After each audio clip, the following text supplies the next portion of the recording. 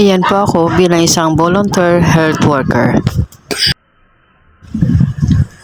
Mahirap na madali, nakakapagod, pero hindi mo ramdam kasi mahal mo ang trabaho mo.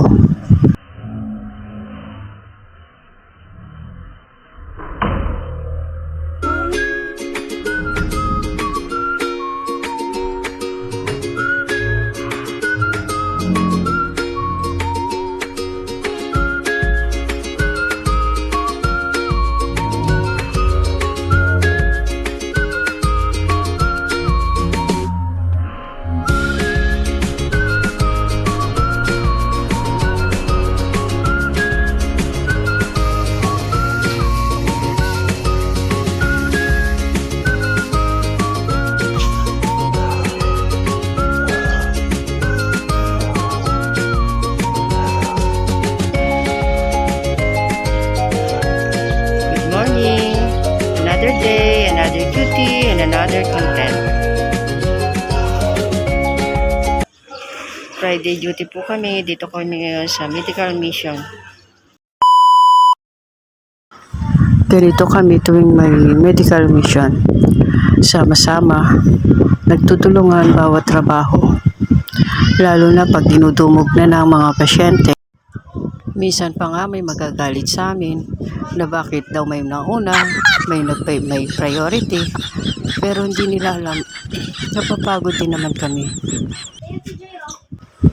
Pero kahit ganun, tuloy pa rin ang trabaho namin para sa kanila.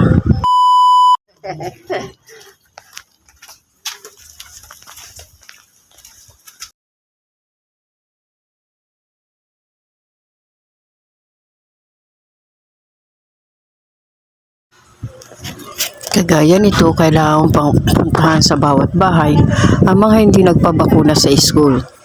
Kailangan mo silang i-follow up para papuntahin sa center at maturukan ng MRTD na kailangan nilang makuha.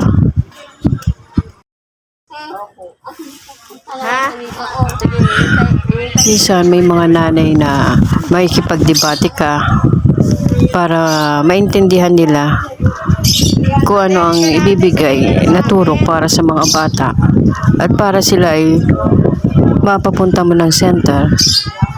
Kailangan mo maging mahinahon na ikaw ay maintindihan. Bilang isang volunteer health worker, kailangan mo maging mahabang pasensya.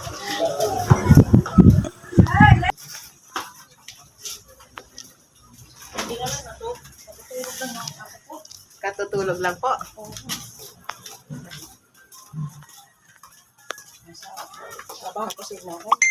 Ate, ano, sunod ka na?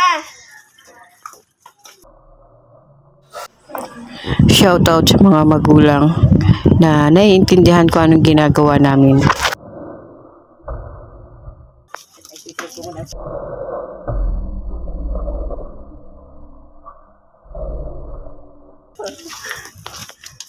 Ate Anisita, sunod ka na ha? Sunod ka na ha? Sunod na kayo ha?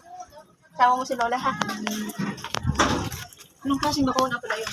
Sa tikdas po yun. Saka sa tetan.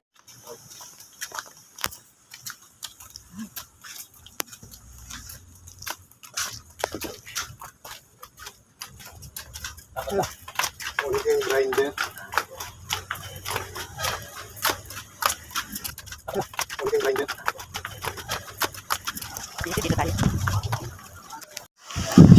Hanggang dito na lang po ang aking video.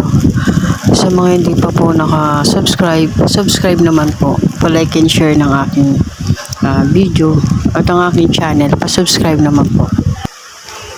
Bilang volunteer health worker, kailangan mo maging matapang, matatag, at kaya mo ipaglaban ang iyong karapatan at ipaunawa sa mga pasyenteng iyong nakakaharap na hindi ka lang isang volunteer barangay health worker. Na naglilingkod kami ng walang halong kapalit. Dugot pawis ang aming puhunan para po mapagsilbihan lang namin ang aming nasasakupan.